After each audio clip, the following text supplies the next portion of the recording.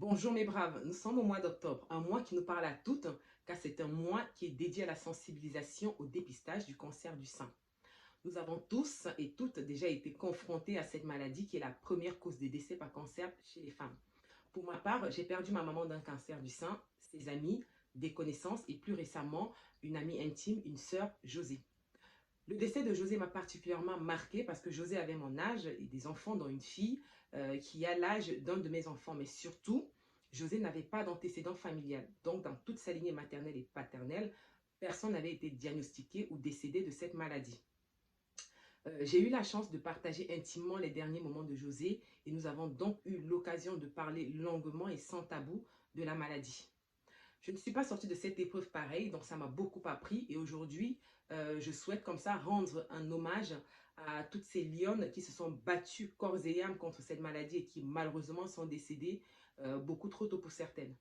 J'aimerais également apporter tout mon soutien à ces braves qui se battent aujourd'hui contre cette maladie.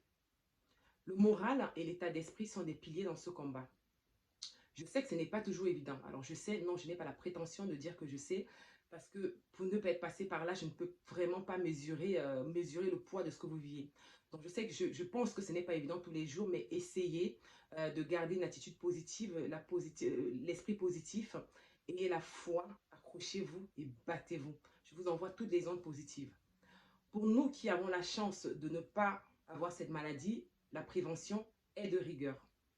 On sait qu'une femme sur 8 aura potentiellement le cancer du sein. On sait également que plus tôt il est détecté, plus tôt la prise en charge est faite et plus les chances de survie sont augmentées. Ça peut aller jusqu'à 90%. Donc il est important de se prévenir. Pour se prévenir, on peut déjà le faire à notre échelle en se palpant les seins par exemple. C'est-à-dire que vous vous levez le matin ou alors quand vous le souhaitez, palpez-vous les seins dès que vous pouvez. Palper, c'est vraiment passer la main en roulant comme ça sur toute la poitrine. Ne pas hésiter à aller sous les aisselles, continuer dans les ganglions jusqu'au cou. Et si jamais vous détectez une masse, un petit bouton, n'hésitez pas à consulter. Ou alors, si vous avez comme ça détecté quelque chose un jour et que subitement vous massez, vous vous rendez compte que ça a grossi, filez, consultez. Il est aussi important de regarder, de prêter attention et de regarder vos seins fréquemment. Donc, regarder les seins, c'est regarder pour voir s'il y a quelque chose d'inhabituel. Par exemple, la grosseur, si un sein qui a grossi plus que l'autre, la couleur, si la couleur n'est pas pareille. Regardez le mamelon, s'il est retracté ou plutôt s'il a grossi.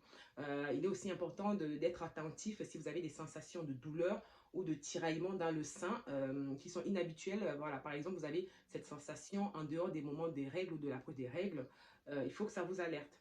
Il faut également regarder quand vous dormez ou quand vous avez un soutien-gorge, voir si c'est pas mouillé. Si vous n'allaitez pas, si vous pressez que vous avez un liquide transparent ou teinté de sang qui sort, urgence, allez consulter rapidement un médecin. Tout de suite, un médecin traitant qui vous orientera vers un gynécologue.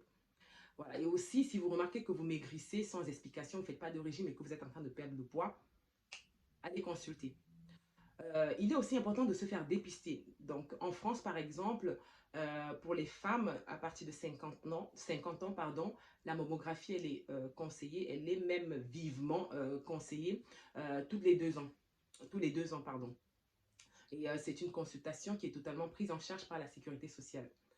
Pour nos mamans qui sont dans des pays où il n'y a pas de prise en charge, vraiment, il est important de mettre un peu d'argent de côté, vraiment dédié à cette consultation tous les 24 mois, donc tous les 2 ans.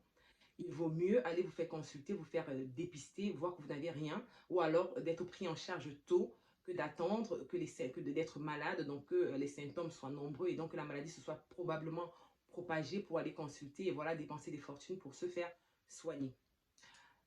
Pour des personnes qui ont des prédispositions comme moi, donc moi j'ai ma maman qui est décédée du cancer du sein, donc je suis une personne à risque plus que les autres. Donc pour toutes les personnes qui ont dans leur entourage un parent, une tante, une cousine décédée du cancer du sein, dès le plus jeune âge, donc vers 20 ans, 25 ans, n'hésitez pas à en parler à votre médecin.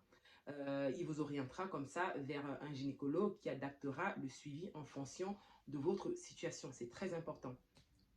Il est également important, hein, quand vous allez consulter un médecin, peu importe pour le mal, demandez-lui de prendre une minute pour vous palper, il aura un autre regard par rapport à ce que vous faites.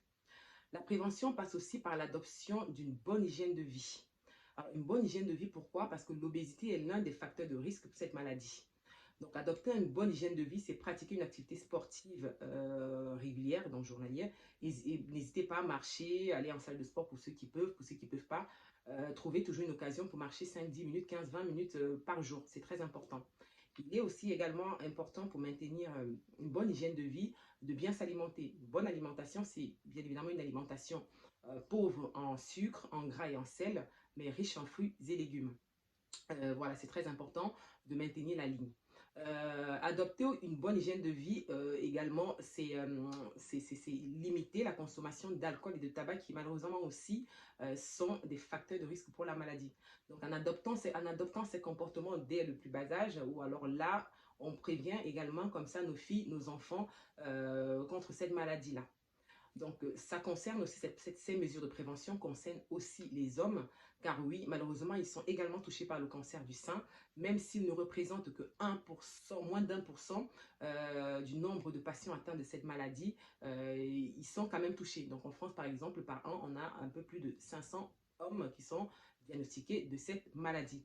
Donc voilà, je voulais partager avec vous ces quelques mots, mais surtout comme ça apporter mon courage, enfin ma motivation, mon courage, plein d'énergie à toutes ces braves dames qui se battent contre cette maladie. Donc voilà, je vous souhaite beaucoup de bonheur, je vous souhaite de la santé. Prenez soin de vous et de vos proches et portez-vous bien. Je vous embrasse et vous dis à très bientôt. À bientôt.